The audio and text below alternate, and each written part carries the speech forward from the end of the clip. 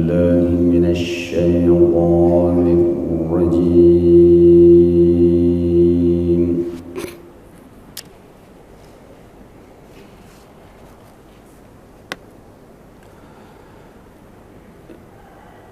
بسم الله الرحمن الرحيم.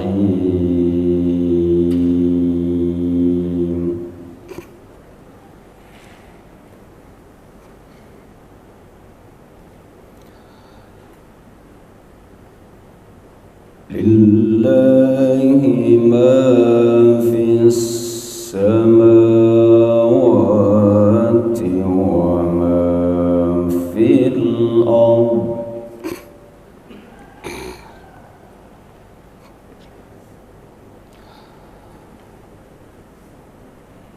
وإن تبدوا ما في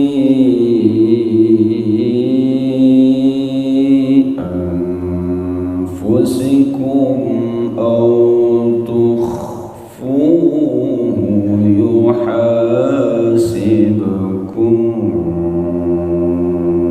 به الله.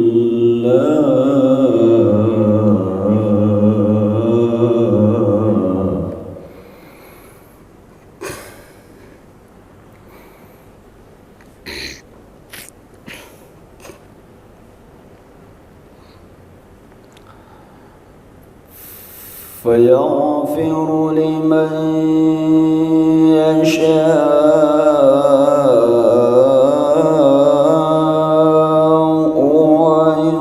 ويعذب من يشاء والله على كل شيء قدير.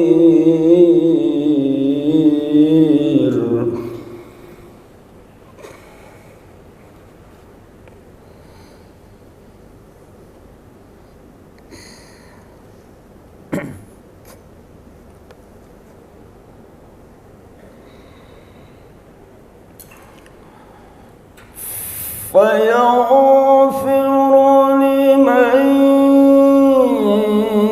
يشاء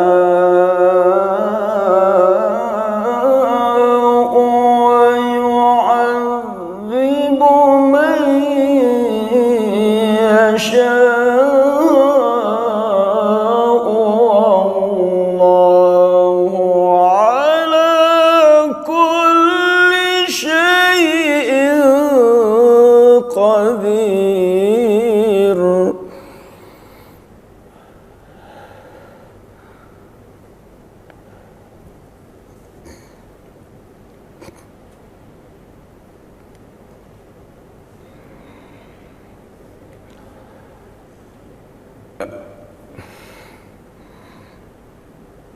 آمن الرسول بما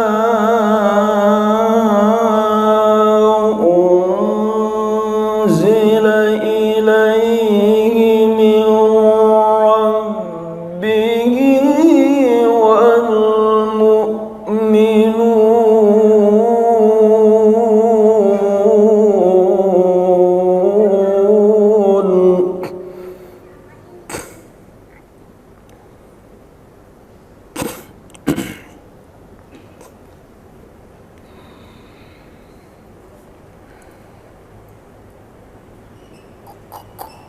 كل آمن بالله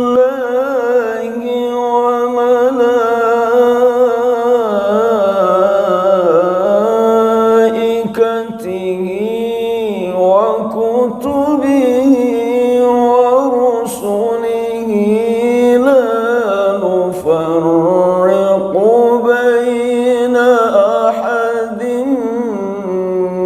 من رسله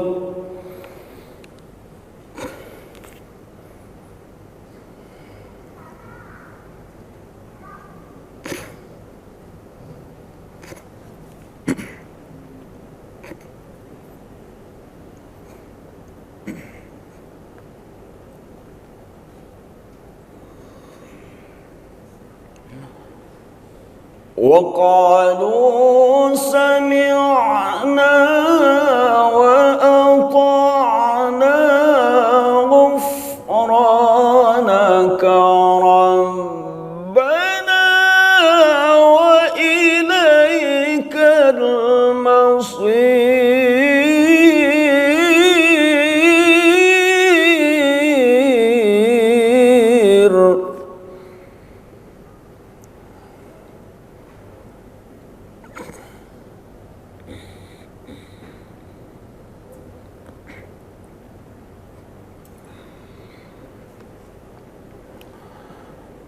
لا يكلف الله نفسا إلا وسعها، لها ما كسبت وعليها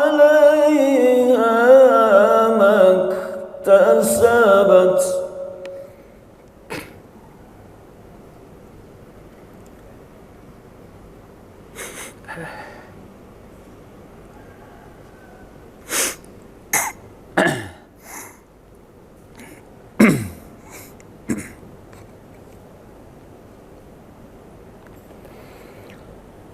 ربنا لا تؤاخذنا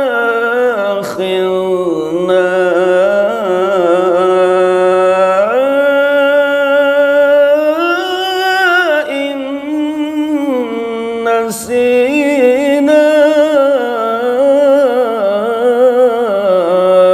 أو أخطأنا.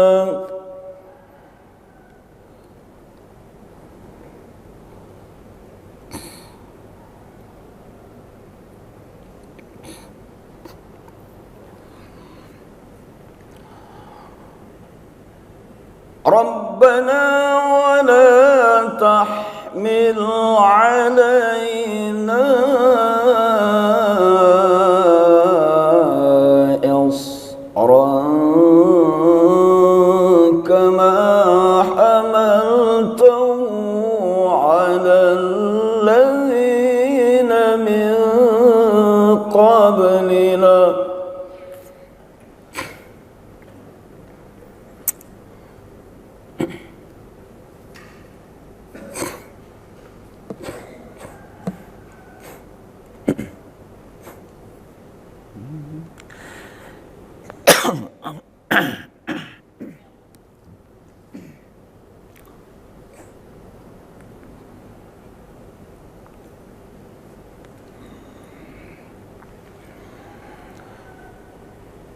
ربنا ولا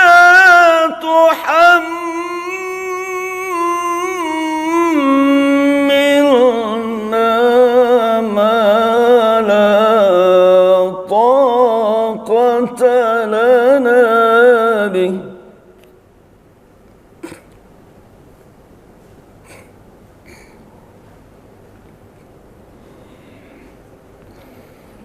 واعف عنا واغفر لنا وارحمنا أنت مولانا.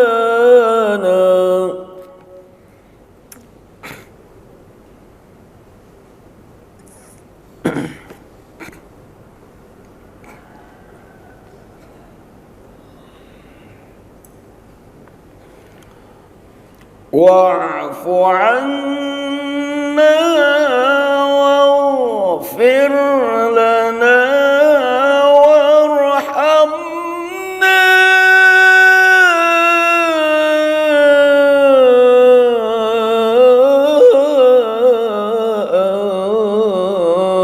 أنت مولانا.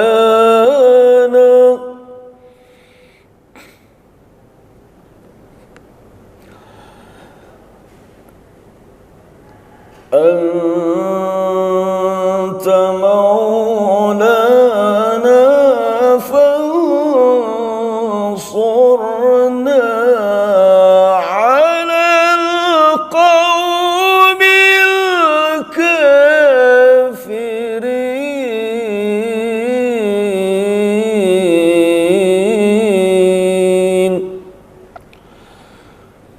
Sadaqallahul azim.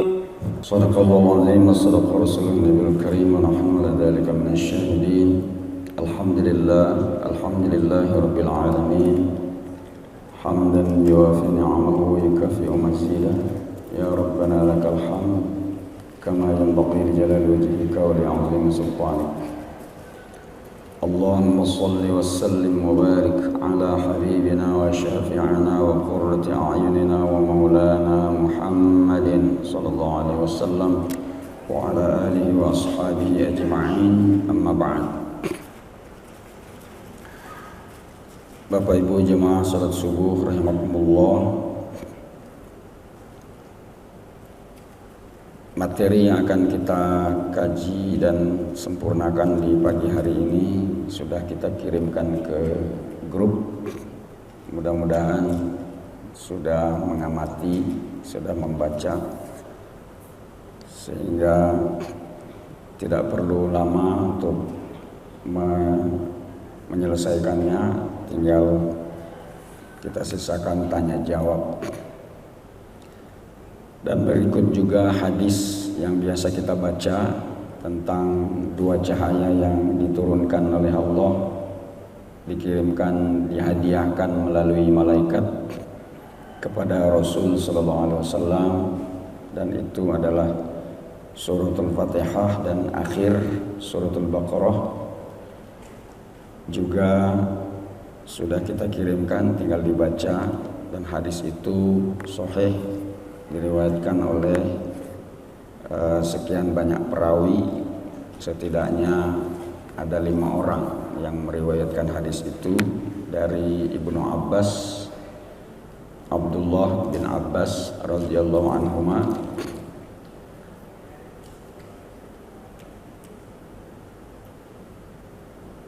diriwayatkan oleh Muslim, Baihaqi, Hakim, Tirmizi, dan Ibnu Hibban.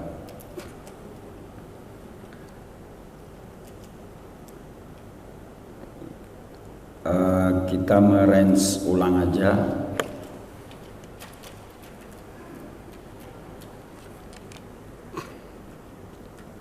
Apa tujuannya kita menemukan nur atau hati yang roh yang ada di dalam diri kita? Jika seseorang sudah dapat menemukan hatinya atau menemukan roh yang ada dalam dirinya, atau sebutlah dengan an-nafsul mutmainnah, dan itu pada hakikatnya adalah unsur uluhiyah yang ada dalam diri kita. Kalau kita diberikan petunjuk oleh Allah untuk menemukannya, artinya kita sudah diberi jalan untuk menemukan diri kita sendiri. Karena roh itu adalah hakikat diri kita yang ada di lapisan ketujuh itu. Kalau kita bisa menemukan itu, berarti secara otomatis sebenarnya kita sudah menemukan Tuhan kita siapa. Karena orang yang tahu diri atau menemukan diri mudah untuk menemukan Tuhannya. Dalam filosofinya, man arafa nafsahu faqad arafa rabbahu. Siapa yang sudah berhasil menemukan dirinya, siapa dirinya, berarti saat itu juga dia sudah menemukan Tuhannya siapa. Artinya kalau tahu diri pasti tahu Tuhan. Tapi orang yang tidak tahu Tuhan itu penyebabnya karena tidak tahu diri. Maka gara-gara tidak tahu diri, maka tidak tahu semuanya. Tidak tahu orang, tidak tahu Allah. Penyebabnya adalah tidak tahu diri. Di dalam firman-Nya, Allah Subhanahu wa taala menyuruh manusia secara keseluruhan untuk menemukan Dia di mana di alam semesta ini. siru fil ardi fanzuru kaifa kana aqibatul mukazzibin, atau dengan ayat yang sangat tegas yaitu wa fil ardi ayatun lil muqinin, silakan kalian melanglang buana di atas dunia ini dan pasti kau akan menemukan tanda-tanda kebesaran Allah dan kau akan menemukan siapa penciptanya, pasti. Namun kata Allah, saran saya, daripada kalian capek-capek muterin dunia ini dan itu tidak selesai, bisa jadi tidak selesai seumur hidup. Ada satu cara, ayat berikutnya yaitu wa fi anfusikum afala tubsirun. Sebenarnya untuk menemukan aku, kata Allah, ada dalam dirimu. Ada dalam dirimu. Wa fi anfusikum, ada dalam dirimu. Tapi kenapa kalian tidak mau membaca itu? Maka ada istilah membaca diri, itu artinya upaya untuk tak hanya untuk menemukan diri, tapi disitulah langkah untuk menemukan Tuhan, untuk menemukan Allah. Setelah itu, kalau kita sudah ketemu dengan Allah Subhanahu wa taala, kemudian kita awetkan pertemuan itu, kita biasakan, kita enjoykan, kita senangkan. Ya, saya ulangi. Kalau kita sudah ketemu dengan hakikatnya Rabb atau uluhiyah dalam diri kita, kita harus pertahankan pertemuan itu, kita harus bahagiakan, kita harus biasakan, kita harus terus pertemuan itu jangan putus-putus. Kenapa? Karena cita-cita luhur kita itu adalah ketemu dengan Dia nanti di hari kiamat. Itu cita-cita luhur kita itu adalah kenikmatan yang paling tinggi itu tatkala kita bertemu dengan Allah, liqa'ullah. Di mana? Di sorga, di jannah, di mahsyar, pokoknya di sanalah. Dan Tuhan yang mau kita temui di sana itu yaitu Tuhan yang kita temuin di sini. Bukan Tuhan yang lain. Maka syarat untuk menemukan Dia di sana itu adalah jadikan diri dulu biasa ketemu dengan Dia. Di mana membiasakannya? Ya di sini, di dunia ini. Biasakan diri untuk bertemu dengan Allah di dunia ini. Nanti kalau saatnya kita akan bertemu dengan Dia di hari kiamat, itu sangat bisa.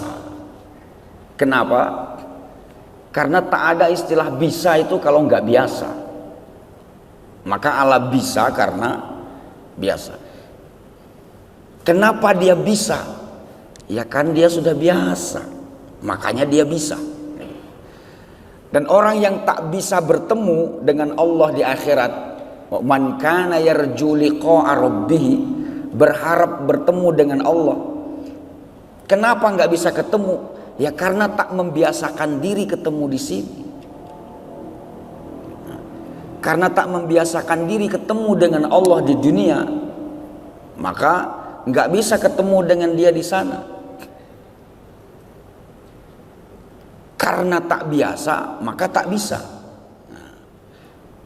Oleh karena biasa, maka bisa. Allah bisa karena biasa. Nah, kalau kita sudah menemukan Allah Subhanahu wa taala dalam diri kita, rawatlah baik-baik pertemuan itu dan pupuklah. Dengan apa kita memupuknya dan mempertahankannya pertemuan itu? Dengan sholat. Tidak ada jalan lain. Di dalam surat An-Nur itu yang setelah kita baca urut kemudian akan ketemu dengan fi buyutin azinallahu an turfa'a wa yuzkara fiha ismuhu yusabbihu lahu fiha bil ghudwi wal asal. Itu cara merawat nur yang ada dalam diri ini supaya tetap bersama dengan nurullah, dan nurullah itu tak meninggalkan kita selama-lamanya adalah dengan cara rijalun la tulhihim tijaratun wala bai'un an zikrillah. Satu, wa iqamis shalah wa ita'iz zakah yakhafuna yawman tataqallabu fihi alqulubu wal absar. Caranya adalah dengan memelihara salat kita dan memelihara kepedulian kita dengan siapa saja yang ada di sekeliling kita. Karena konsep kebahagiaan itu dua. Fid dunya hasanah, itu kan yang kita minta, Rabbana atina fid dunya hasanah wa fil akhirati hasanah wa qina azabannar. Apa bahasa kitanya? Yang dihalalkan oleh semua orang, semua manusia itu, wa minan nasi may yaqulu rabbana atina fid dunya hasanah wa minhum may yaqulu rabbana atina fid dunya hasanah wa fil akhirati hasanatan wa qina adzabannar. Siapa itu? Siapa mereka ini yang ngomong ini siapa? Fa iza qadaitum manasikakum fazkurullaha ka dzikrikum aba'akum aw ashadda dzikra faminan nas. Semua manusia berharap may yaqulu rabbana atina fid dunya wa ma lahu fil akhirati min khalaq. Tapi ada dari sekian banyak manusia itu yang harapannya tak hanya duniawi saja bahagia, tapi dia kepingin dunia bahagia, akhirat masuk surga tanpa mencicipi neraka. Nah, mau? Saya ulangi. Dunia bahagia, akhirat masuk surga tanpa mencicipi neraka. Itu kan yang kita mau. Kita nggak mau dunia bahagia, akhirat masuk surga, tapi mampir dulu di neraka. Nggak lama sih, cuma 1 hari. Iya, 1 hari. 1 hari di sana kan 1000 tahun di sini. Yang kita inginkan itu adalah dunia bahagia, akhirat masuk surga tanpa mencicipi neraka. Meskipun semua makhluk wajib melintas di atas nerakanya, wajib. Melalui sirat itu wajib, tidak ada yang tidak melintas, sampai Rasul pun melintas. Tapi cara melintasnya ada yang berasa, ada yang nggak berasa, ada yang bus nyampe. Ada yang seperti itu. Itu siapa itu? Kalangan nabiyyin, siddiqin, syuhada, sholihin. Nah, itu nggak berasa itu melintasnya. Tahu-tahu udah ada di seberang aja gitu. Nah, kita nggak mau nyangkut di situ, meskipun sebentar, nggak mau nyangkut. Artinya nggak kecicip, melintas tetap melintas, tapi nggak mencicipi. Melintas sirat al-mustaqim itu wajib.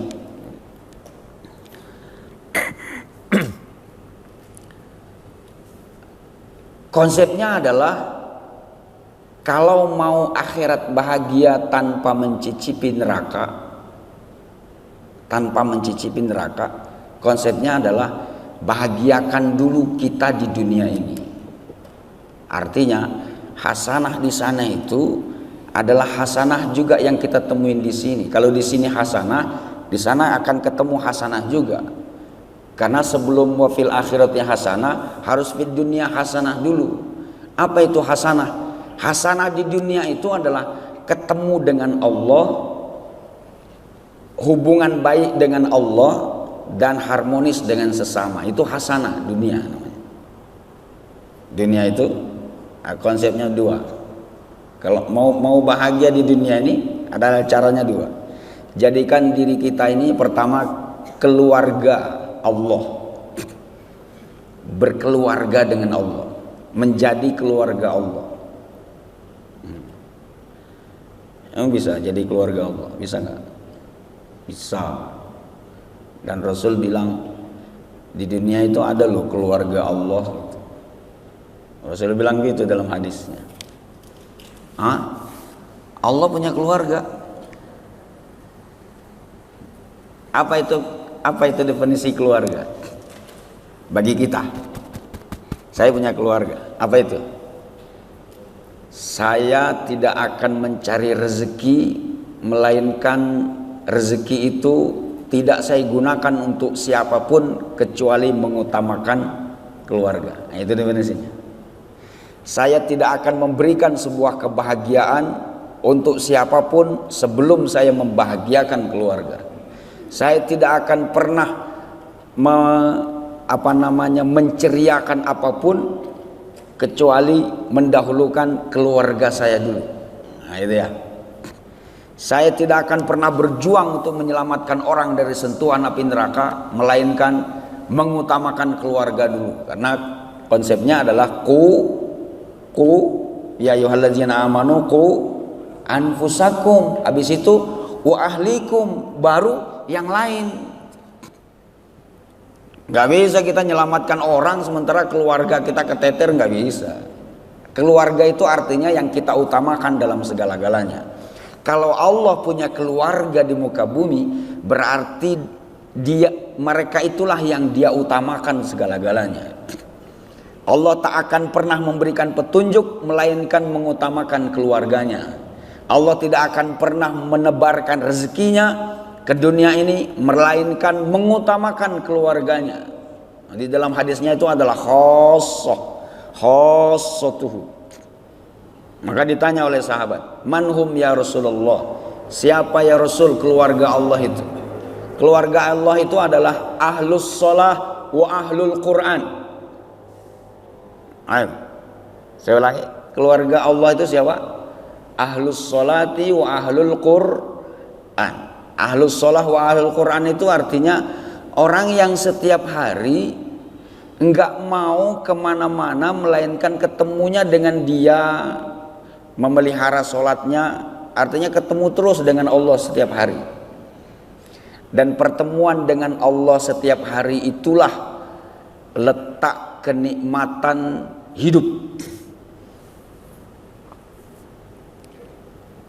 Mungkin kita pernah mendengar apa sih bedanya nikmat dengan enak? Ya, nikmat apa bahasa Arabnya apa yang membedakan nikmat lahir dengan nikmat batin? Nikmat lahir itu disebut di dalam Al-Quran namanya mata. Apa? Mata. Itu nikmat lahir yang tidak ada unsur uluhiyahnya dan ruhiyahnya. Pokoknya enak aja gitu.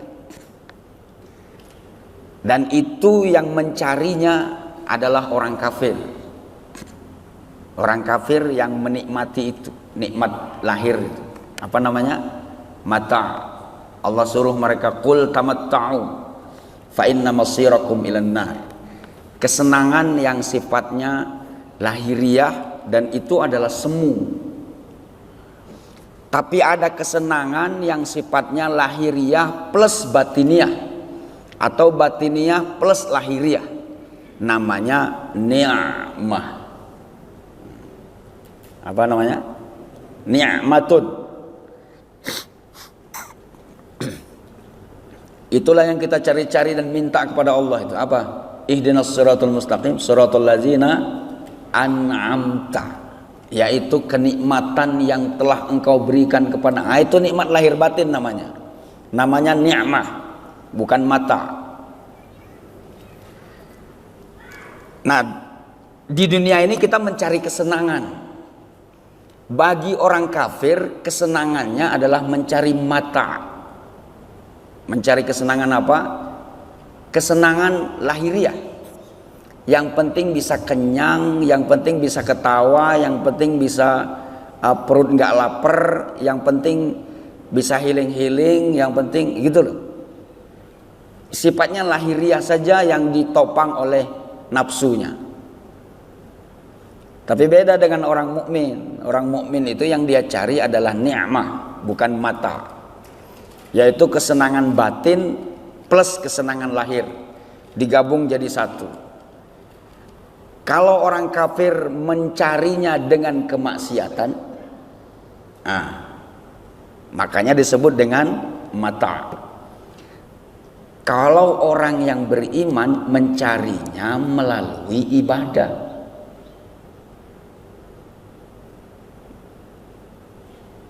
Nikmat itu dicari melalui, kalau mau menemukan nikmat itu mencarinya kapan?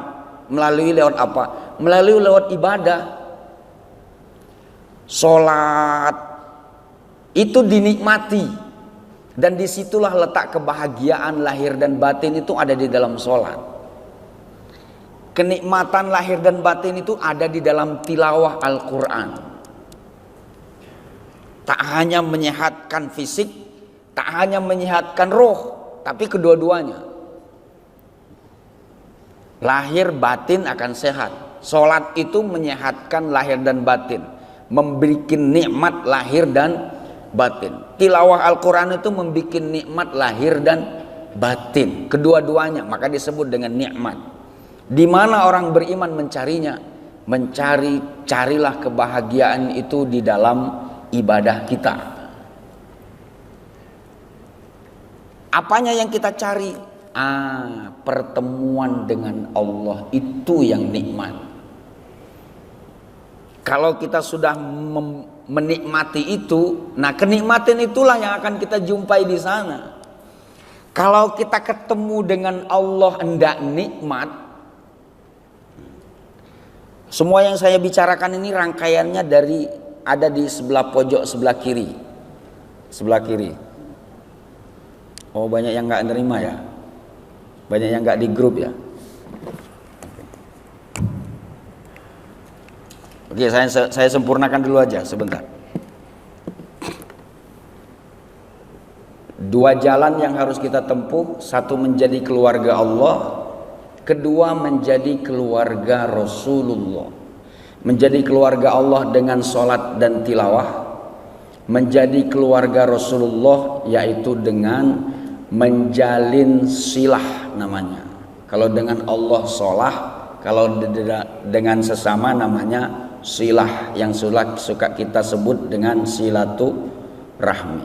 Kalau dengan Allah kita memetik rahmat, kalau dengan sesama kita menebar rahmat. Dan itu menjadi keluarga Rasul itu seperti itu. Bagaimana menjadi keluarga Rasulullah? Tebarlah rahmat. Kenapa? Karena Rasul itu tidak diutus ke dunia ini melainkan untuk menjadi wa ma arsalnaka illa rahmatan lil alamin. Kalau mau menjadi keluarga Rasul, tebarlah rahmat kepada siapa? Kepada diri, kepada siapa aja yang ada di luar kita. Dalam diri kita dulu. Masa dengan diri aja belum dirahmati, belum merahmati. Orang kalau tak cinta dengan dirinya, bagaimana mau mencintai orang? Orang kalau tak sayang dengan dirinya, bagaimana mau menyayangi orang?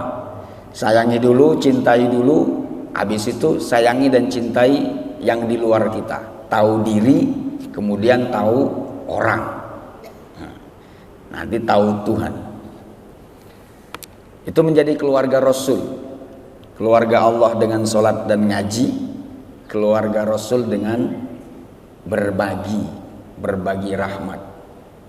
Karena kata Rasul, jangan ngaku umatku kalau sempat kau zolim dengan siapa saja, bahkan kalau sempat kau zolim dengan apa saja. Zolim itu artinya memutus rahmat, memutus nur yang sudah dimasukkan dalam diri kita itu blek. Nah, itu diharapkan membias piar. Nah, kalau ditutupi sehingga orang yang ada di luar diri kita enggak menemukan dan tidak mendapatkan cahaya itu, berarti gelap. Nah, gelap itu namanya zulumat. Minaz zulumati ilan nur itu artinya dari kegelapan menuju ke terang. Apa kata R.A. Kartini? Habis gelap terbitlah terang. Itu beliau mengambil konsepnya dari minaz zulumati ilan nur. Oh. Emang R.A. Kartini Muslim? Iya. Beliau itu murid apa namanya tafsirnya Kiai Soleh Darat Semarang. Kiai Soleh Darat punya murid kiai-kiai yang sepuh itu, dan beliau punya tafsir namanya tafsir Kiai Soleh Darat, dan itu adalah gurunya R.A. Kartini. Minaz zulumati ilan nur.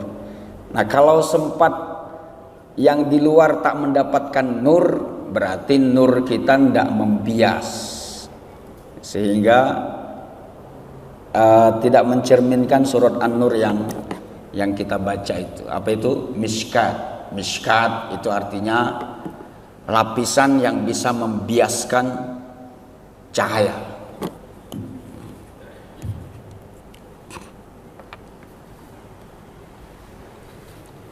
Jika sudah bahagia kita, maka bahagia itulah yang akan kita temui di sana itu. Artinya kalau kita tak biasa dengan hasanah, nggak mungkin ketemu dengan hasanah di situ. Fid dunya Rabbana atina, sebelum menyebutkan fid dunya fil akhirati hasanah, kan harus fid dunya hasanah dulu. Baik dalam diri maupun keluarga, lingkungan, masyarakat. Kalau di dunia yang tidak hasanah, nggak bisa ketemu hasanah di akhirat. Orang yang gini, ada contoh sederhana, yaitu dari Rasul sallallahu alaihi wasallam. Rasul bilang, kalau mau menemukan sorga di sana, temukan dulu sorga di sini. Sorga di sini di mana? Sorga di sini adalah dalam kehidupan kita sehari-hari. Itu harus kita sorgakan dulu. Sorga itu bahagia, harus kita bahagiakan. Kita harus bahagia berhubungan dengan Allah dan harus bahagia berhubungan dengan sesama. Bukan berantem, bukan saling caci maki, bukan. Tapi bahagia berhubungan dengan sesama itu ya santun, saling nasihat menasihati, kan itu pekerjaan kita.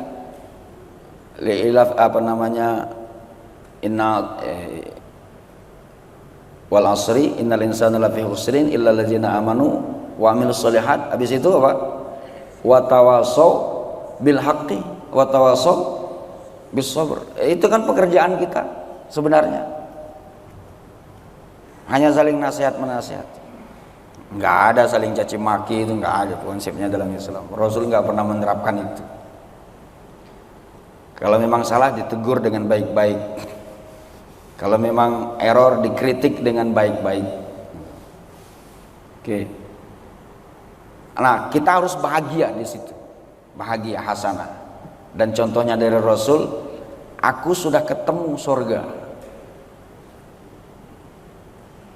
Untuk pribadiku, tatkala aku menemukan hatiku, nur. Untuk keluargaku, tatkala aku ketemu surga itu di rumah tanggaku. Maka my home is my paradise, baiti jannati. Nah, kan? Sudah ketemu. Artinya mafhumul mukhalafahnya, pemahaman terbaliknya, orang kalau di keluarganya di dunia ini centang perenang, kira-kira bisa dapat surga nggak? Nggak mungkin. Kalau dalam keluarganya itu ribut aja, berantem sampai nggak keurus anak-anaknya gitu, gara-gara entah yang ini selingkuh sama siapa, yang ini selingkuh, ya itu kalau di dunia sudah nggak dapat sorga, mustahil untuk mendapatkan sorga di akhirat. Orang yang mendapatkan fil akhirati hasanah itu kalau dunianya sudah hasanah, dunianya sudah dapat sorga. Dia dapatkan sorga dalam dirinya, dia dapatkan sorga di keluarganya, dia dapatkan sorga di lingkungannya, di RT-nya, di RW-nya, di kampungnya, di kecamatan gitu. Sorga di negerinya. Di negerinya sorga gimana caranya? Allah melimpahkan rezeki yang gak putus-putus, dikeluarkan dari langit, diturunkan dari langit, dikeluarkan dari bumi. Syaratnya apa? Syaratnya apa? Syaratnya apa? Beriman dan bertakwa. Syaratnya. Lau anna ahlal qura amanu wattaqau. Nah, itu aja syaratnya. Memperbaiki hubungan dengan Allah, menyenangkan diri dengan sholat, membahagiakan diri dengan tilawah, kemudian berupaya untuk menebarkan rahmat ke sekeliling kita, ke siapa saja. Maka la fatahna alaihim baban minas sama, la fatahna alaihim barakatin minas samai wal ard. Gitu. Itu kan sorga itu. Kalau Allah sudah menurunkan rezekinya dari langit nggak putus, dari bumi nggak putus, itu sorga sudah. Ya, kalau itu kita dapat, ya memang calonnya gitu. Emang sorga itu di dunia harus didapat di Mekah situ, enggak juga. Di tempat kita, meskipun kita bertetangga dengan orang kafir sekalipun, kita bisa menemukan sorga. Saya ulangi, sekalipun kita bertetangga dengan orang kafir, asal orang itu tidak kita zolimi, sorga sudah. Meskipun kita bertetangga di dunia bukan dengan ahli sorga, tapi setidaknya kita bertetangga di dunia ini dengan makhluknya Allah yang haram untuk kita zolimi. Apa kata Allah di dalam surah Ali Imran? Duribat alaihimuz zillah. Jangan pernah bercita-cita dan berharap untuk mendapatkan ketenangan dan kebahagiaan, kecuali duribat alaihimuz zillah ainama suqifu, mau punya rumah di mana. Enggak jaminan punya rumah yang tetangganya kiri kanan depan belakang muslim terus kita akan bahagia, enggak jaminan. Enggak jaminan bahagia punya rumah di Islamic Village yang enggak ada tetangga Kristennya, enggak jaminan. Serius. Enggak sedikit kan ini orang Islamik nih. Enggak usah Islamik lah, Kelapa Dua lah. Yang kiri kanan depan belakangnya muslim semua kan? Ada jaminan itu bahagia? Belum tentu. Dan jangan khawatir kalau kita bertetangga dengan kafir terus kita akan enggak juga. Allah bilang begini, duriban alaihimuz zillah aynama suqifu illa bihablim minallahi wa hablin minan itu. Wa ba'u bi ghadabin minallah. Maka tinggal menjalin hubungan kebahagiaan dengan Allah, kemudian menjalin kebahagiaan dengan sesama, saling hormati, saling kasihi, saling sayangi, saling nasihati. Enak itu. Maka sorgalah itu. Kalau sudah ditemukan sorga di sini, nah itulah yang pantas mendapatkan fil akhirati hasanah. Kita ringkas ulang. Alhamdulillahirabbil alamin, arrahmanir rahim,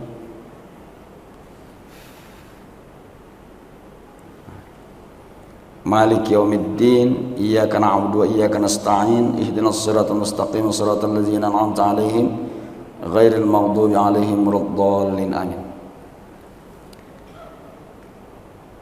Kemudian akhir Al-Baqarah itu adalah yang disepakati banyak oleh ulama adalah ayat 286, karena ada 7. La yukallifullahu nafsan illa wus'aha laha ma kasabat wa 'alaiha ma iktasabat. Rabbana la tu'akhizna in nasina wa akhtana. Rabbana wa la tahmil 'alaina isran kama hamaltahu 'alal ladzina min qablina. Rabbana wa la tuhammilna ma la taqata lana bih wa'fu 'anna waghfir lana warhamna anta maulana fansurna 'alal qaumil kafirin. Maka yang disebut dalam hadis Fatihatul Kitab itu artinya Al-Fatihah, kemudian khawatimi suratil Baqarah yaitu penutup. Nah, kalau penutup itu artinya yang di ujung. Kalau Rasul disebut dengan Khatamul Anbiya itu artinya nomor 25 apa nomor 24 juga? Ya nomor 25. Penutupnya itu nomor 25. Kalau Rasul disebut Khatamul Anbiya nomor 124.000 apa 123.999 masuk juga? Ya yang ujung namanya penutup itu yang ujung. Maka khawatimi suratul Baqarah yaitu ya yang ujung itu, yang la yukallifullahu nafsan illa wus'aha, dan itu adalah modal kita di dalam minta dengan Allah Subhanahu wa taala. Nah, ini kita buka lapisan-lapisan ini karena 7 ini diibaratkan dengan 7 lapis yang kita buka dengan Al-Fatihah.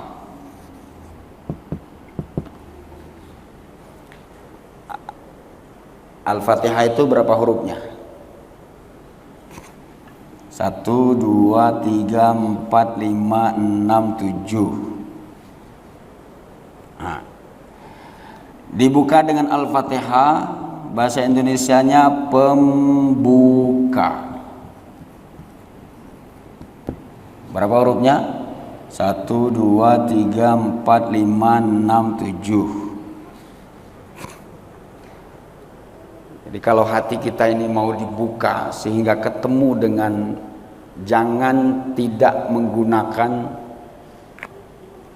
Al-Fatihah di dalam bahasa doa apa saja. Dalam doa apa saja. Apalagi kalau kita nggak hafal dengan doa apa saja, ya udah, gampangnya Al-Fatihah aja. Itu kemudahan dari Allah, itu kenapa nggak diambil? Cuma jangan semua bacaan di dalam sholat ganti Fatihah semua, jangan juga. Masa subhana rabbiyal a'la wa bihamdihi nggak hafal? Kan itu untuk mengganti bahasa-bahasa doa yang keseharian. Kita mau minta, ya Allah bukakanlah rezeki, mudahkanlah anak saya di dalam menghadapi ujian, gitu ya. Ya, apa doanya? Untuk anakku, Al-Fatihah. Ya Allah lembutkan hati anakku. Begitu pesan Kiai Mbah Maimun Zubair. Kita ini kalau mau tidur belakangan, suruh anak-anak kita dulu tidur. Kalau mereka sudah tidur, samperilah. Kemudian bacakan suratul Fatihah dan sebut apa yang kita harapkan dengan anak-anak kita. Mau apa? Mau jadikan dia soleh. Ya Allah bangunkan anakku ini subuh biar bisa ikut ke masjid di Al-Asmaul Husna. Bacain aja Al-Fatihah. Untuk anakku Al-Fatihah. Kemudian tiupkan di ubun-ubunnya. Subuh bangun tuh. Bahkan dia yang bangunin kita. Serius. Itu jimat itu suratul Fatihah. Jadi mau didoakan apa saja jadi. Loh kalau ada orang nanya, mana dalilnya kalau Fatihah itu doa? Ya, dalil di depan mata tiap hari dijumpain kok masih menuntut dalil. Buya Hamka dan seluruh penafsir sampai ke belakang, sampai ke Ibnu Katsir, sampai ke Tobari, sampai ke ulama mana saja, itu mengatakan salah satu dari nama Al-Fatihah itu adalah ad-du'a. Dia doa. Ya tapi nggak ada dalilnya dalam Al-Quran, dalam hadis. Oh, oke. Saya tanya, harus dijawab nggak ini? Halo? Kalau ditanya mana dalilnya kalau Al-Fatihah itu doa, ya kan? Karena ada juga orang yang pengang telinganya kalau ngelihat apa-apa Al-Fatihah, apa-apa Al-Fatihah, Al-Baqarah kayak sekalian gitu, saking nyinyirnya gitu. Ya kan kita setiap Jumat di sini habis ya, agar keluarga kita sehat, yang sakit disembuhkan gitu ya, yang wafat diampuni dosa, yang menyumbang diluaskan rezeki, kan begitu ya? Mana MC? Gitu kan? Kemudian apa berikutnya? Ala hazihin niyah wa likulli niyatin sholihah. Wa ilan Nabi sallallahu alaihi wasallam Al-Fatihah. Ada nggak yang nyinyir di belakang? Al-Fatihah, Al-Fatihah. Emang nggak ada surat lain? Apalagi habis sholat Jumat, habis sholat yang kita nggak sempat wirid panjang. Apa itu? Setelah Allahumma salam tabarak rabbana wa ta'ala ya dzal jalali wal ikram. Al-Fatihah, ya. Ada nggak yang panas kupingnya? Ada. Siapa? Iblis.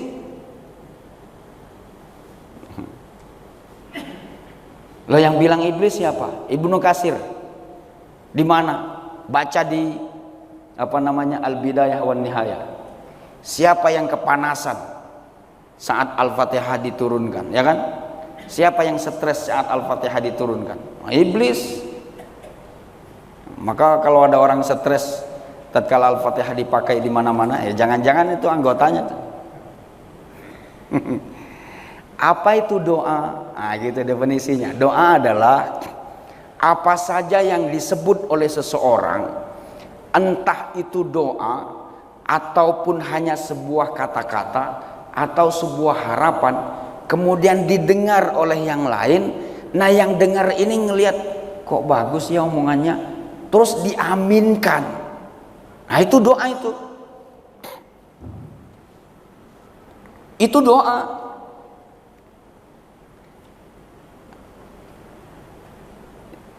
Mudah-mudahan ini Masjid Asmaul Husna setiap harinya, khususnya di acara besok, mudah-mudahan banyak jamaahnya. Padahal saya ngomong doang. Ada yang ngaminin nggak? Ada kan? Itu doa bukan? Doa. Mudah-mudahan kita semua yang ada di masjid ini, yang menghadiri subuh, senantiasa diistiqomahkan. Omongan saya diaminin nggak? Diaminin ya? Padahal saya ngomong doang.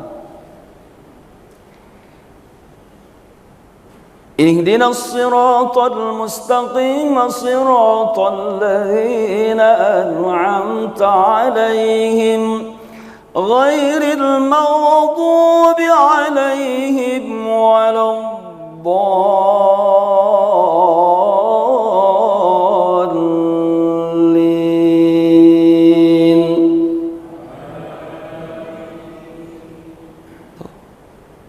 Mau dalil yang mana lagi?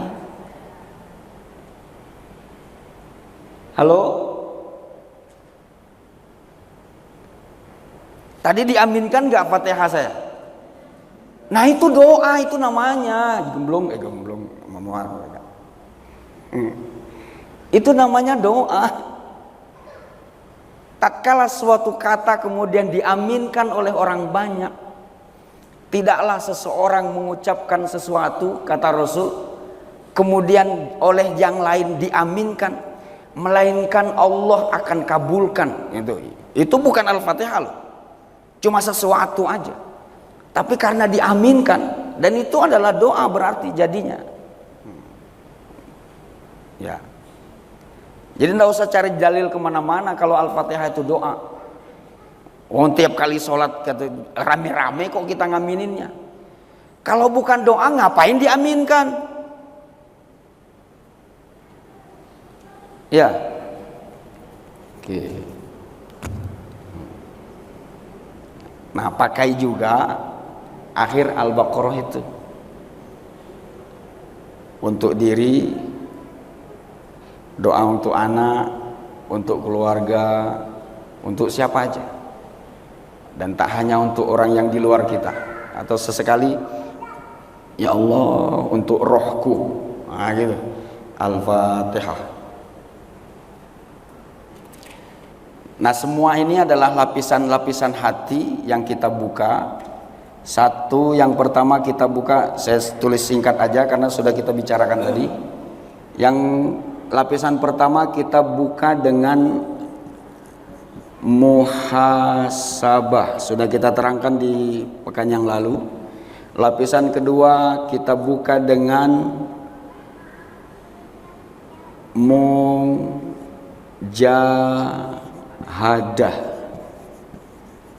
Lapisan ketiga kita buka dengan, kalau belum ada coba tanya, minta dibagi di teman-teman yang ada di grup, dibagi aja. Lapisan ketiga muraqabah. Lapisan keempat dibuka dengan mahabbah. Lapisan kelima dibuka dengan muqarabah.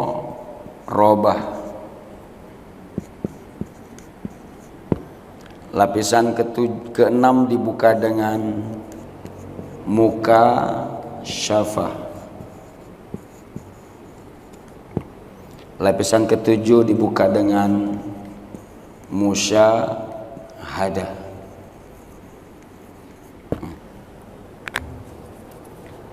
Muhasabah itu artinya introspeksi diri. Nggak bisa kebuka semuanya kalau kita tidak mengintrospeksi diri, tidak menyadarkan diri. Kalau mau menyadarkan diri, ya koreksi diri. Kalau kita menyibukkan ngoreksi orang, itu namanya sadar orang, bukan sadar diri. Kalau mau sadar diri, koreksi diri. Tapi kalau seringnya itu ngoreksi orang, ya yang sadar orang. Coba aja praktikkan. Kalau kita ngoreksinya orang, pasti yang sadarnya siapa? Orang. Pak, duduknya jangan gitu dong. Nah, itu kan. Berarti orang itu sadar kan? Orang yang sadar. Dirubah nggak sama dia? Nah, itu sadar orang namanya. Kalau mau menyadarkan diri, ya koreksi diri. Maka jangan menyibukkan diri untuk mengoreksi orang, tapi sibukkanlah diri untuk mengoreksi diri, karena itulah orang yang beruntung. Tuba liman syaghalahu aibuhu an ayubin nas. Beruntunglah orang yang menyibukkan dirinya untuk mengoreksi diri ketimbang menyibukkan diri untuk mengoreksi orang lain. Kemudian mujahadah. Kalau sudah terbuka, bertekad. Mujahadah itu harus ada tekad. Kalau sudah sadar, tekad untuk merubah. Kalau nggak ada tekad, ya nggak berubah. Sadar sih sadar salah, tapi nggak ada tekad untuk berubah, ya nggak benar-benar juga. Kalau sudah, harus merasa di dalam perubahan itu dikontrol, dituntun, dibimbing oleh Allah. Namanya muraqabah.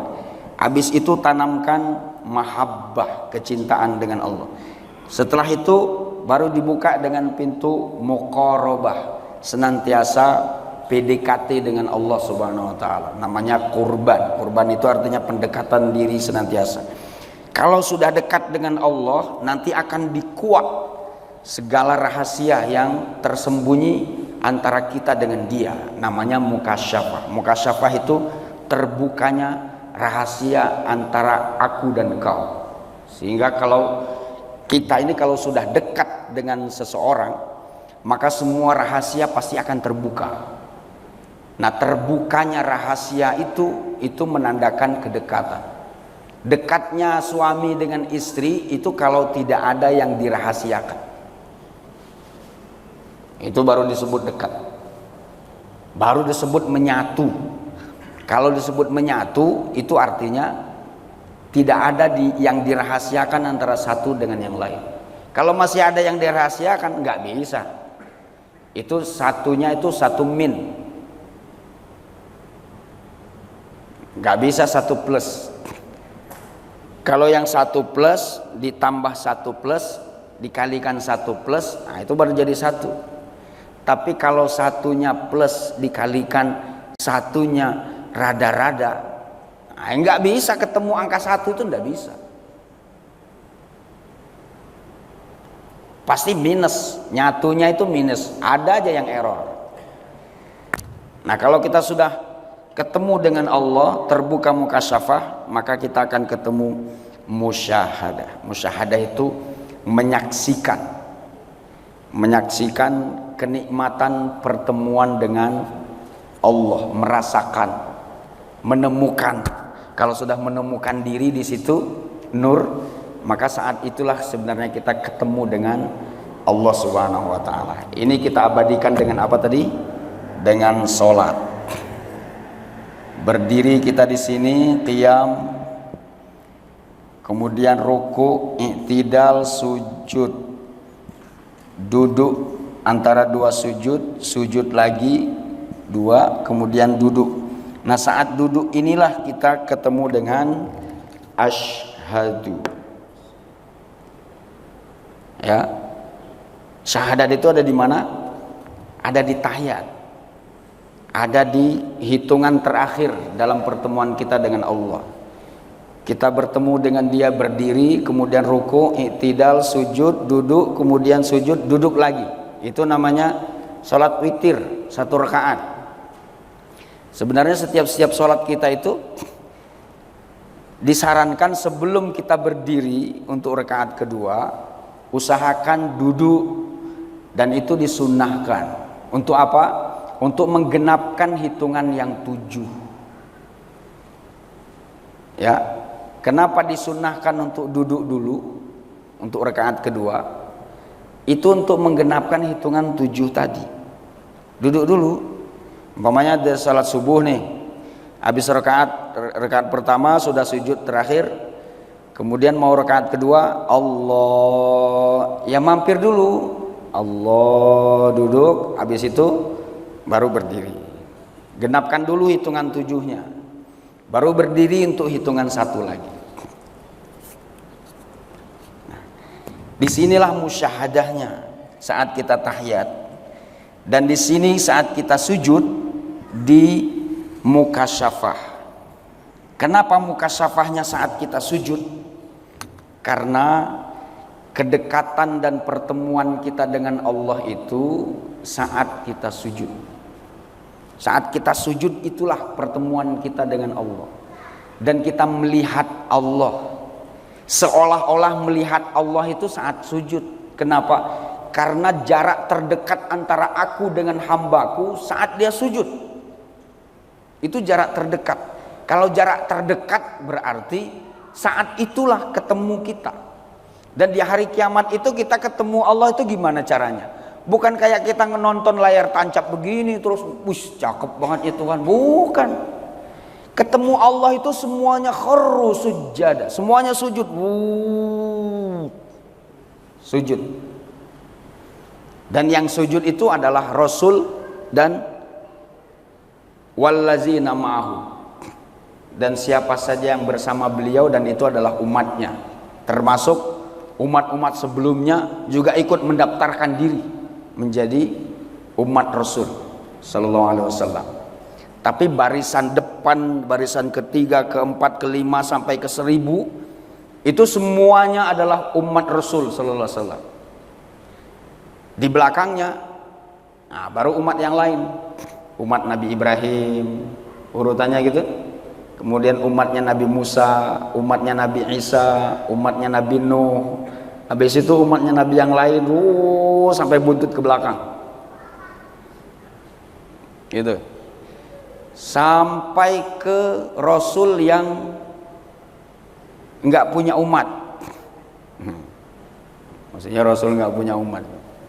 Sampai ke belakang sana. Habis itu orang-orang yang kafir, yang fasik, nggak ada di situ, nggak ada di situ. Orang yang kafir dan fasik itu jangankan mau sujud, berdiri aja susah. Kenapa? Kenapa orang kafir nggak bisa sujud? Ya karena memang di dunianya memang tak terbiasa. Karena tak terbiasa maka tak bisa. Di samping itu orang kafir nggak bisa sujud karena di mahsyar itu orang kafir dengan orang kafir itu as-saqu bis-saqi ila rabbika yauma izinil masaq. Padatnya luar biasa. Kita kalau padat lagi tawaf ifadah haji, itu padatnya bahu ketemu bahu. Itu udah padat kan? Jangan coba-coba kalau kececer dompet kemudian mau diambil, remuk, diinjak orang. Itu aja udah padat. Nah saking padatnya itu betis ketemu betis. Kita bahu ketemu bahu aja udah padat kan? Bagaimana betis ketemu betis? Betis ini ketemu betis. Artinya lebih padat daripada bahu ketemu bahu. Saat betis ketemu betis, maka mereka nggak bisa sujud. Kemudian berkata, ya Allah, Rabbi lima hasyartani a'ma wa qad kuntu basira. Ya Allah, kami ini bisa melek, tapi kenapa nggak bisa melihatmu? Artinya kenapa kami nggak bisa sujud? Apa kata Allah? Atatka ayatuna fanasitaha wa kadzalika al-yaumatun sa. Hari ini yang bisa sujud itu yang biasa. Karena kalian tak terbiasa, maka nggak bisa. Nah, gitu. Nah, saat kita sujud inilah kita ketemu dengan Allah Subhanahu wa taala, dan itu nikmatilah.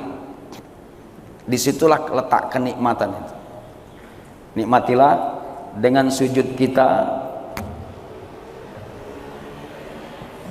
Yang terakhir, kita ini roh dan jasad.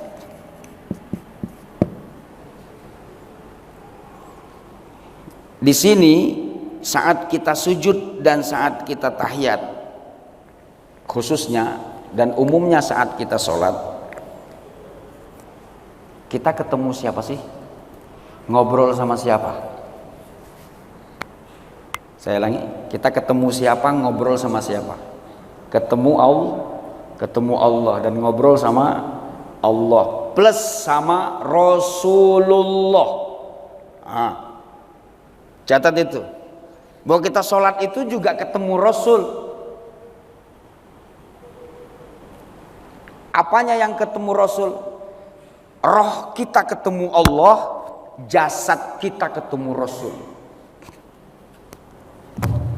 Kenapa?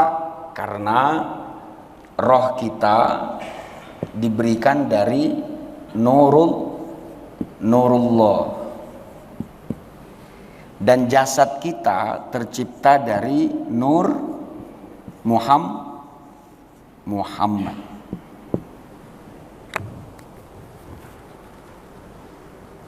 Maka tatkala kita sholat, ada nggak omongan kita kepada Rasul langsung? Ada nggak? Ada. Apa itu? Assalamualaikum. Itu artinya kita ngomong dengan beliau. Beliau yang mana? Beliau yang ada di depan kita. Emang Rasul tahu? Oh tahu. Rasul sebelum wafat sempat ditanya sama sahabat, ya Rasul, nanti kalau kami selawat kepada engkau, padahal engkau sudah meninggal, Rasul tahu nggak? Ya tahulah. Dan Allah langsung membalas 10 kali lipat selawatmu kepadaku. Begitu, ya tahu itu artinya ya tahu. Maka saat kita assalamualaikum ayyuhan nabi, itu kita ngobrol dengan Rasul. Apalagi dari awal sampai akhir.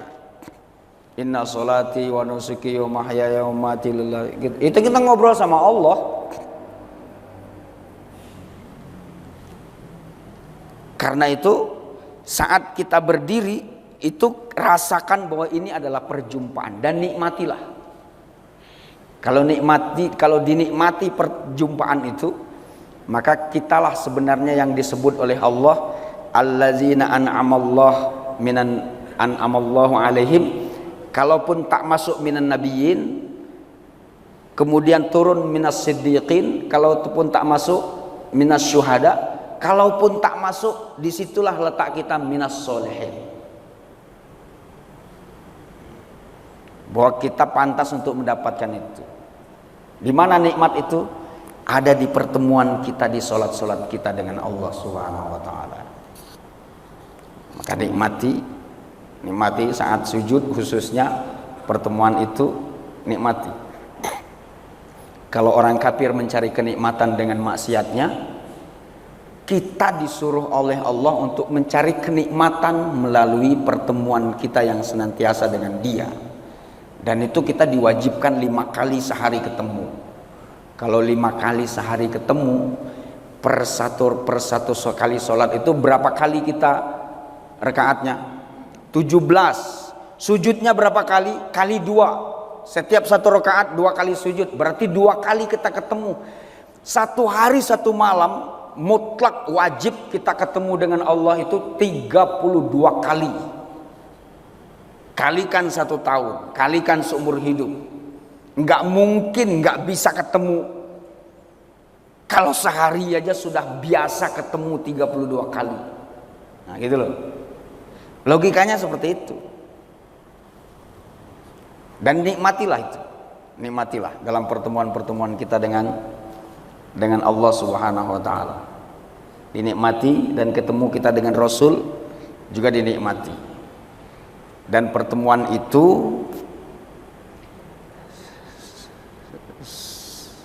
sampean sholat sendirian di sini. Allahu Akbar. Kita yang ada di sini lagi dengerin ceramah. Kita mau nggak bilang kalau orang ini orang gila? Kenapa? Orang gila sih. Dia ngobrol sama siapa? Ya, dia ngobrol kan? Ngomong kan? Dia ngobrol sama siapa? Gila tuh kali orang. Ada nggak kita bilang begitu? Tak satu pun kita mengatakan bahwa dia orang gila. Kenapa? Karena kita tahu dia sholat itu sedang berbincang dan ngobrol dengan Allah dan Rasulnya. Karena itu kita nggak bilang kan dia orang gila ini. Enggak. Coba sampean berdiri di pinggir jalan, ngoceh sendiri itu. Kira-kira ada orang bilang kita gila nggak? Oh pasti. Kan sama. Atau modelnya juga sama, gelar sejadah tapi di pinggir jalan, ngadap ke jalan. Allahu Akbar ya. Atau nggak usah pakai sejadah, pakai baju compang-camping, nggak usah ditanya, itu pasti orang gila. Tapi kenapa tatkala kita berdiri di atas sejadah, nggak ada musuh yang kita ajak ngobrol, maksudnya nggak ada lawan, nggak ada lawan bicara secara kasat mata. Tapi nggak ada kita bilang orang gila. Kenapa? Karena orang akan mengatakan bahwa dia sedang berbicara, sedang ngobrol, sedang ketemu dengan Tuhannya. Itu. Nah cuma, ini yang cumanya, kita yang dikira seperti itu ternyata kagak juga. Orang kan mengira bahwa kita sedang ngobrol, padahal aslinya kita sedang ngayal. Tidak merasa ketemu dengan Allah, itu celakanya. Saat kita lagi sholat, kita nggak merasa sedang ketemu, nggak merasa sedang ngobrol. Ya itu celaka 12-nya seperti itu. Tidak seperti yang disangka-sangka yang lain kan. Berarti yang salah siapa? Yang salah kita. Kenapa saat sholat itu kita tidak merasa ketemu Allah? Nah merasa ketemu Allah itulah namanya khusyuk. Jadi khusyuk itu apa? Kalau sholat kita merasa ketemu Allah. Wasta'inu bis sabri was salah wa inna lakabiratun illa 'alal khashi'in. Siapa dia? Siapa orang-orang yang khusyuk itu? Kan diterjemahkan oleh ayat berikutnya. Alladzina yazunnuna annahum mulaqu rabbihim. Orang yang dalam sholatnya merasa ketemu dengan Tuhannya. Itu artinya mulaqu rabbihim. Jangan diikutin translate yang ada di Departemen Agama itu. Itu menyesatkan itu. Orang yang mengira bahwa nanti akan ketemu dengan Tuhannya. Kok nanti? Sholat itu saat itu merasa ketemu, jangan nanti. Dan Tuhan yang kita temui itu ya Tuhan yang akan kita temui di akhirat itu tidak berubah, dia juga yang kita temui. Maka kalau kita tak terbiasa di sini, tak bisa kita di sana. Nah, gitu. Itu saja, sekian dan terima kasih. Ada pertanyaan? Enggak ada, alhamdulillah.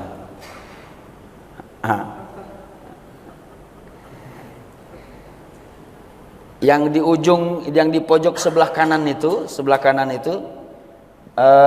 dibaca saja bahwa kita ini secara fisik terdiri dari 4 unsur. Ya. Yang satu unsur api, kemudian angin, ini secara jasad. Kemudian saat kita sujud itu adalah unsur air. Kemudian kita duduk itu unsur tanah.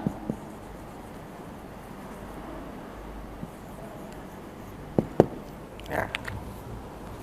Dan di sini kita akan ketemu bahasa Ahmad. Ahmad itu artinya dipuji, banyak dipuji. Banyak dipuji. Jika kita ingin banyak dipuji, maka sholatlah. Karena kalau kita sholat, Allah akan mengangkat kita ke tempat yang terpuji. Wa minal laili fatahajjad bihi nafilatan laka asa ya ba'asaka rabbuka maqaman mahmuda. Mahmuda itu dari kata hamdun. Hamdun itu artinya pujian. Mahmuda itu artinya terpuji. Banyak dipuji itu namanya Ahmad. Ahmad itu artinya banyak dipuji, dan dia juga bagian dari nama Rasulullah sallallahu alaihi wasallam. Nama Rasul Muhammad. Yang kita puji adalah Allah alhamdu. Maka untuk menjadi orang yang terpuji dan terhormat, banyak-banyaklah berhubungan dan komunikasi dengan Allah Subhanahu wa taala, yaitu dengan cara sholat. Itu saja kesimpulannya terakhir. Dan ingatkan saya bahwa di pekan depan kita akan lanjut ke Malik Yaumiddin. Ya, silakan. Itu banyak yang ditanyakan, tapi mungkin satu aja yang tadi kata saat kita berdoa sampai mudah-mudahan. Tapi kadang orang masuk bahwa kita mudah-mudahan, apa kata semoga, mungkin ada perbedaan antara mudah-mudahan dan semoga itu. Kedua, untuk mencapai harapan baik, dapat surga di dunia, surga di akhirat, dan tidak kena api neraka. Wah, itu sangat menyenangkan saya, tapi apa mungkin gitu? Karena manusia tidak dapat saling berusaha, dan kita juga mengetahui bahwa Allah Maha Pengasih dan Maha Penyayang. Ya. Oke. Level keimanan itu adalah yang paling bawah itu musyrik. Yang nomor 2 dari bawah namanya kafir. Lapisan berikutnya yang nomor 3 dari bawah, lapisannya namanya paling bawah namanya munafik. Kemudian nomor 2 dari bawah namanya musyrik. Nomor 3 dari bawah namanya kafir. Oke. Kemudian yang di tengah-tengah ini orang naik di atasnya, yang tengah-tengah itu namanya fasik. Lapisan naik ke atas namanya muslim. Naik ke atas lagi namanya mukmin. Naik ke atas lagi namanya muttaqin. Yang mana yang sempat ke neraka? Nah, yang tengah-tengah itu. Ini muttaqin. Lapisan keduanya mukmin. Lapisan ketiganya muslim. Lapisan keempatnya fasik. Lapisan kelimanya kafir. Lapisan keenamnya musyrik. Lapisan ketujuhnya munafik. Ini 7 ini. Untuk yang dari sini ke atas ini nanti dibikin 7 lagi, 7 lapis lagi. Mukmin yaitu ahli-ahli surga yang menempati 7 lapisan surga. Ini yang dari sini untuk kafir. Ini juga dibikin 7. Nah, yang ini yang tengah-tengah. Yang tengah-tengah ini fasik dan muslim. Itu yang sempat mampir di neraka tapi masuk surga. Gitu. Kalau yang ini mampir selama-lamanya, mentoknya cuma di situ jalannya. Kafir, musyrik sama munafik. Innal ladzina kafaru min ahlil kitab wal musyrikin fi nari jahannam khalidina fiha. Itu kafir sama musyrik. Ditambah lagi munafik. Innal munafiqina fid darkil asfali minan nar. Kalau yang lapisan ke ini sama ini aja khalidina fiha, gimana dengan yang keraknya di bawah sana? Orang munafik itu sama aja nilainya, kafir juga, khalidina fiha. Apalagi dia paling di kerak neraka. Nah, sedangkan ini yang mukmin muttaqin, innallazina amanu wa amilus solihat ulaika hum khairul bariyah jazaohum 'inda rabbihim jannatu 'adnin tajri min tahtihal anharu khalidina fiha abada. Nah, ini mereka yang ini enggak ketemu, enggak nyicipin neraka, enggak. Inilah orang-orang yang mendapatkan rahmat tadi yang kita bicarakan tadi, yang untuk mereka ini yang mukmin nggak sempat nyicipin neraka itu. Dan mereka lah yang lewat Shiratal Mustaqim itu yang bus seperti jet apa namanya yang dari Solo itu, jet apa? Bus. Muttaqin dan mukmin. Nah, beda dengan ini. Muslim, nah ini mampir dulu.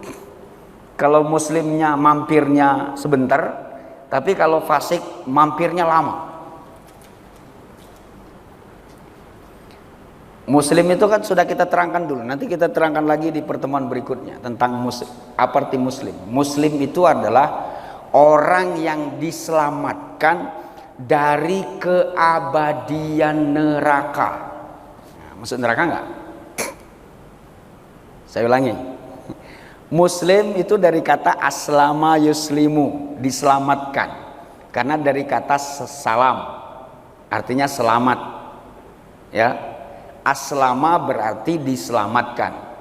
Muslim berarti orang yang diselamatkan. Diselamatkan dari apa?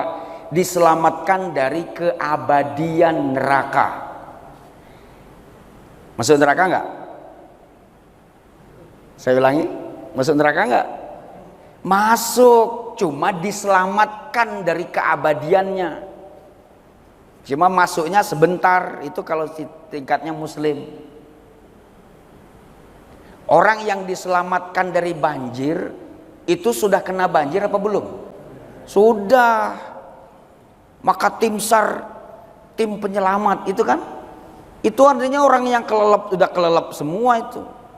Orang yang berada di dalam lingkaran api, diselamatkan oleh tim SAR dari kebakaran. Itu karena sudah menyentuh dengan itu. Beda dengan mukmin.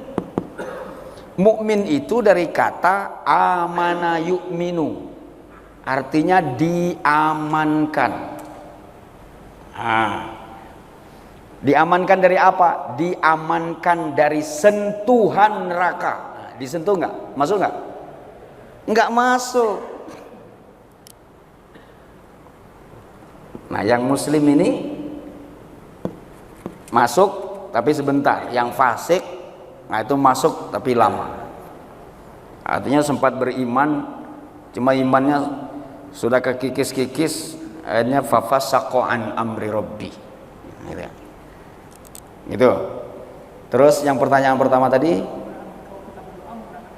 ya, kenapa berdoa dengan menggunakan kata semoga? Itu semuanya adalah translate dari bahasanya Allah yang mengajarkan ke kita.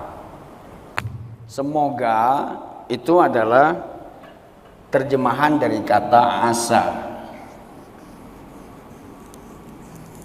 Asa itu artinya semoga.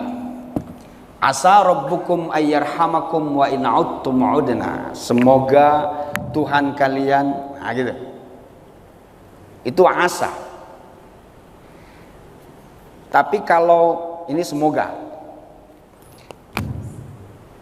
Terus kata agar, supaya, nah, mudah-mudahan. Itu bahasa Arabnya adalah la'alla. La'alla. La'allakum tattaqun. Itu terjemahnya apa? Mudah-mudahan kalian menjadi orang yang bertakwa. Agar kalian, ini agar. Kalau ini semoga, kalau ini agar. Itu doa semua, harapan semua. Enggak apa-apa. Yang akan jadi doa itu ya kalau ada yang ngaminin enggak gitu. Jadi doa kan?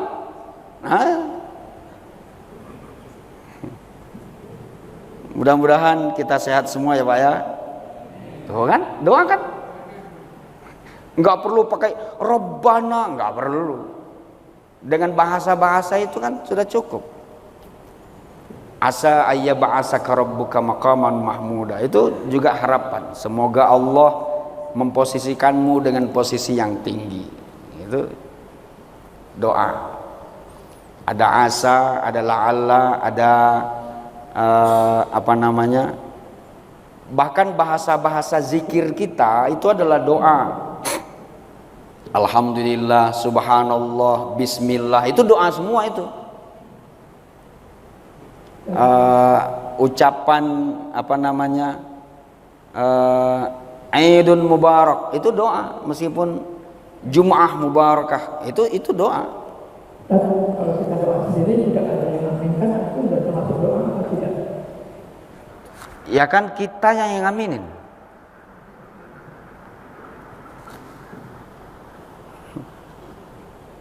Semua yang kita semua yang kita ucapkan bahasa harapan itu kepada Allah, apa saja yang kita harap itu semuanya doa. Selagi alamatnya jelas. Doa itu secara bahasa adalah memanggil artinya. Doa, ad-doa itu bahasa kitanya. Doa itu bahasa Arab. Ad-doa.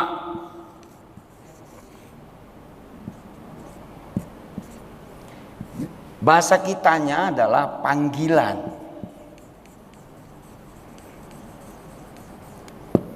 Atau perihal memanggil. Ud'u rabbakum, panggillah. Itu artinya.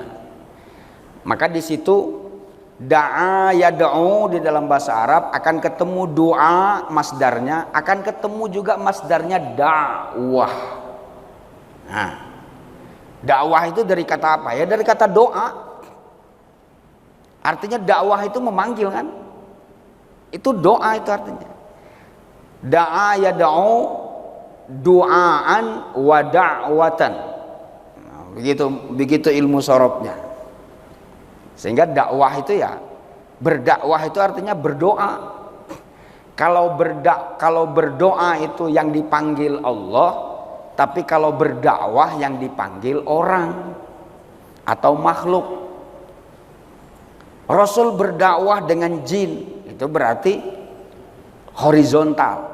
Bahasa dakwah itu adalah horizontal. Tapi kalau bahasa doa, manggil, itu harus vertikal. Dan alamatnya harus jelas. Yang kita aminkan itu alamatnya kemana? Kalau alamatnya ke Allah, ya tidak jadi soal. Sekalipun itu sholawat, kalau alamatnya Allah, apanya yang dipermasalahkan? Ya mohon maaf, ada orang yang mensyirikkan tatkala kita mengucapkan sholawat tertentu jadi syirik. Allahumma salli salatan kamilatan wa sallim salaman taman ala sayyidina Muhammadin alladzi tanhallu bihil uqad wa tanfarju bihil kurub. Itu syirik katanya. Kenapa? Karena mengharapkan semuanya dari Nabi Muhammad, padahal yang punya hak prerogatif itu adalah Allah. Lah yang kita panggil siapa? Gitu. Kita berdoa itu berdoanya kepada siapa? Berdoanya kepada Allah. Di mana syiriknya? Allahumma sholli ala Muhammad. Itu artinya apa? Ya Allah, kan begitu. Beda dengan ya Rasulullah, tolong dong. Nah, itu beda. Itu alamat doanya sudah salah. Alamat doa yang kita pindahkan menjadi alamat dakwah salah. Kalau dakwah ya horizontal, tapi kalau doa harus vertikal. Nggak boleh melalui horizontal dulu kemudian vertikal, nggak bisa. Gimana dengan wasilah? Nah, lain lagi ceritanya. Wasilah itu menggunakan kebaikan atau menggunakan orang baik untuk bisa kita pakai sebagai sarana menuju Allah. Itu sarana. Mau dipakai doa tetap nyampe, nggak dipakai juga tetap nyampe. Itu sarana aja. Ya, pokoknya jangan mudah-mudah lah ngapir-ngapirkan orang, bid'ah-bid'ahin orang. Jangan mudah. Itu bahasa bahaya. Lihat, prinsip dakwah itu adalah memanggil orang yang belum percaya, belum beriman untuk dipanggil ke Islam. Bukan ngoreksi orang-orang yang sudah beriman. Ya, dakwah itu mengajak ketauhidan Allah, mengajak menyembah Allah, bukan ngajak orang yang menyembah Allah untuk keluar dari penyembahan Allah. Itu kan kebalik. Kita berdakwah itu memanggil orang supaya masuk. Ini berdakwah nyuruh orang supaya keluar. Ya kan bekok itu namanya. Ngafirkan orang itu artinya mengeluarkan orang yang sudah ada di dalam. Ya kan? Membid'ahkan orang itu artinya orang sudah muslim, sudah sholat, terus dikeluarkan. Itu bukan dakwah Rasul, itu dakwah jin, dakwah iblis. Ya kan? Dakwah iblis kan mengeluarkan orang dari surga. Kalau dakwah Islam itu orang yang di luar surga disuruh masuk surga. Itu dakwah. Iblis, orang yang ada di surga kalau bisa keluar. Itu dakwah iblis apa dakwah malaikat? Dakwah nabi, itu dakwah iblis itu. Ya. Oke, sekian, terima kasih. Oh, pagi-pagi bunga-bunga tapi. Oh ya. Konfirmasi saja, Ustaz. Ini contoh. Tadi menyimak ada musyrik, ada kafir. Kalau pembedaan musyrik itu adalah contoh dalam lingkungan kita. Kalau umat Kristen masuk kategori musyrik. Kafir contohnya pemahaman